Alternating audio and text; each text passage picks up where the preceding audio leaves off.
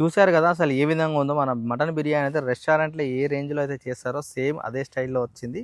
కానీ నేను తినేటప్పుడు ఒకటే అనుకున్నా, అసలు నేను అనుకున్న దానికంటే చాలా బాగా వచ్చింది. ప్లస్ స్పైసీనెస్ విషయంలో మాత్రం చాలా నేను 100% అంటే 100కి 200% సాటిస్ఫై. ఈ రోజు అయితే మనం మటన్ బిర్యానీ అయితే రెడీ చేసుకుంటున్నాం. 1 kg మటన్ బిర్యానీకి అయితే 1 kg రైస్ అయితే తీసుకోవాలి. ఒక మనిషికి హాట్ ఎంత ఇంపార్టెంటో మన బిర్యానీకి కూడా మ్యారినేషన్ కూడా అంతే ఇంపార్టెంట్ మామ. అందుకే మన మ్యారినేషన్ ఎంత పర్ఫెక్ట్గా ఉంటే మన బిర్యానీ కూడా అంత టేస్టీగా టెండర్గా వస్తుంది.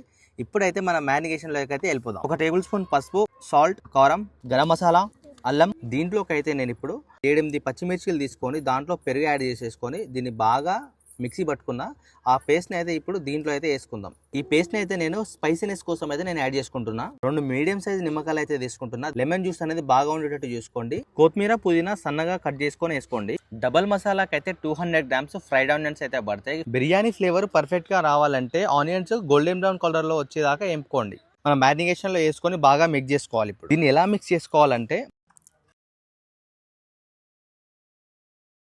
మ్యారినేషన్లో వేసిన ప్రతి ఇంగ్రీడియంట్ ఫ్లేవర్ అనేది మనం ముక్కలు పట్టే విధంగా కంటిన్యూస్గా మినిమం 15 to 20 minutes కలుపుతూనే ఉండాలి.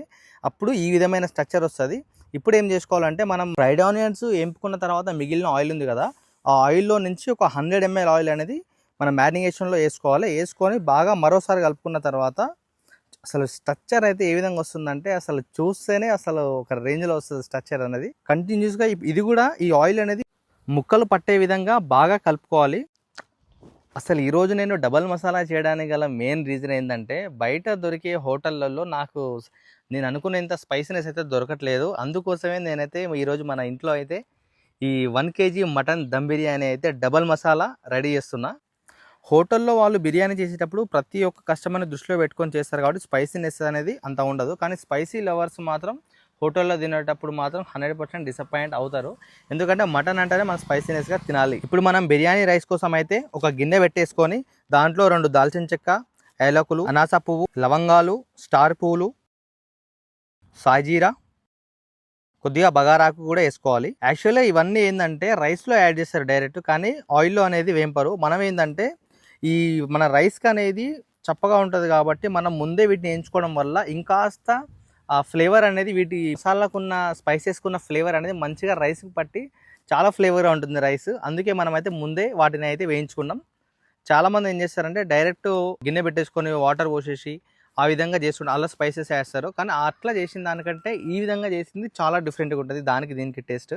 దీంట్లోనే కొత్తిమీర, పుదీనా వేసేసుకొని ఇప్పుడు 1 స్పూన్ అల్లం అయితే వేసుకోవాలి. అల్లం వేసుకున్న తర్వాత అలానే వదిలేయకూడదు, దాన్ని ఒకసారి బాగా కలపాలి. కలపడం వల్ల ఏమైందంటే అల్లం అలానే ఉండకుండా వాటర్లో అనేది కలిసిపోతుంది. కలిసిపోయిన తర్వాత మనం రైస్ వేస్తాం కదా, ఆ అల్లం ఫ్లేవర్ అనేది కూడా మంచిగా రైస్కి అనేది చాలా పర్ఫెక్ట్గా పడుతుంది. మనం బాస్మతి బియ్యాన్ని అర్ధగంట నానబెట్టుకొని పక్కన పెట్టేసుకున్నాం కదా, ఆ రైస్ని అయితే ఇప్పుడు మన ఎసర్లో అయితే వేసుకోవాలి.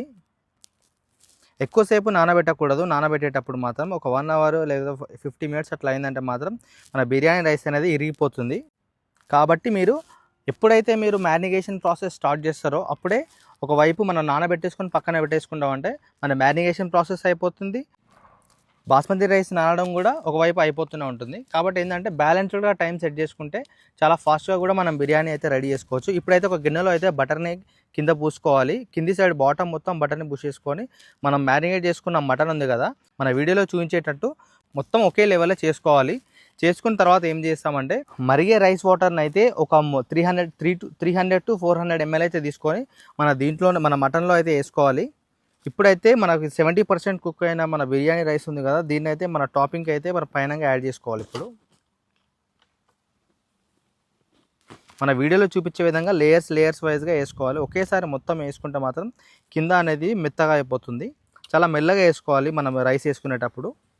ఒకే లెవెల్ వేసుకున్న తర్వాత మొత్తం కంప్లీట్గా మన రైస్ అనేది ఎలాంటి సైడ్ ఎంబటి ఉండకుండా లోపల కనుకోసి నీట్గా చేసుకోవాలి.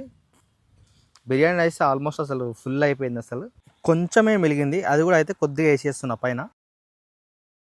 టాపింగ్ కోసం అయితే కొద్దిగా గరం మసాలా, సాయి జీరా, ఫ్రైడ్ ఆనియన్స్ అండ్ కొత్తిమీర, పుదీనా కూడా టాపింగ్ కోసం యాడ్ చేసుకోవాలి. యాడ్ చేసుకున్న తర్వాత మనం లాస్ట్లో ఏం చేస్తారంటే యాక్చువల్గా మన ఇంట్లో తింటున్నాం కాబట్టి మనం నెయ్యి కూడా మంచిగా నెయ్యి వేసేటప్పుడు కొద్దిగా లైట్గా వేడి చేస్తే ఇప్పుడు చలికాలం కాబట్టి కొద్దిగా గడ్డలా ఉంటుంది. నెయ్యి అనేది. కానీ మనం కొంచెం వేడి చేసి నెయ్యిని మనం టాపింగ్లో మనం పైన పోసినట్టయితే అసలు ఆ అరోమాకి మనం తినే మటన్ బిర్యానీకి అయితే టేస్ట్ అయితే అదిరిపోతుంది. ఇప్పుడు దమ్ అయితే చేసుకోవాలి. రైస్ మీద మూత పెట్టేసుకొని ఒక బౌల్ తీసుకున్నా, ఆ బౌల్లో నిండుగా వాటర్ తీసుకున్నా. ఎందుకంటే మనకు దమ్ అయ్యేటప్పుడు లోపల ఉన్న ఆవిరి అనేది బయటికి వెళ్ళకుండా వెయిట్ ఉంటే పర్ఫెక్ట్గా ఉంటుంది. లోపలికి బయటికి వెళ్ళకపోవడం వల్ల ఆవిరి అనేది లోపలనే దమ్ అయిపోయి మన మటన్ పీసెస్ అనేది పర్ఫెక్ట్గా కుక్ అవుతుంది. చూశారు కదా అసలు ఏ విధంగా ఉందో. మన మటన్ బిర్యానీ అయితే రెస్టారెంట్లో ఏ రేంజ్లో అయితే చేస్తారో సేమ్ అదే స్టైల్లో వచ్చింది. కానీ నేను తినేటప్పుడు ఒకటే అనుకున్నా, అసలు నేను అనుకున్న దానికంటే చాలా బాగా వచ్చింది. ప్లస్ స్పైసీనెస్ విషయంలో మాత్రం చాలా నేను 100% అంటే 100కి 200% సాటిస్ఫై అయినా. ఎందుకంటే అంత స్పైసీగా ఉంది. నాకు మటన్ బిర్యానీ అనేది అంత స్పైసీతో తింటేనే నాకు ఆ ఫీల్ అనేది ఉంటుంది. ఇంతటితో మన వీడియో అయితే అయిపోతుంది. చాలామంది అయితే మన వీడియోస్ని అయితే చూస్తున్నారు కానీ సబ్స్క్రైబ్ అయితే చేసుకోవట్లేదు. సబ్స్క్రైబ్ చేసుకోండి. ఇలానే మంచి మంచి వీడియోలు అయితే మీ ముందుకు తీసుకొని వస్తుంటా. Please subscribe to Food brothers.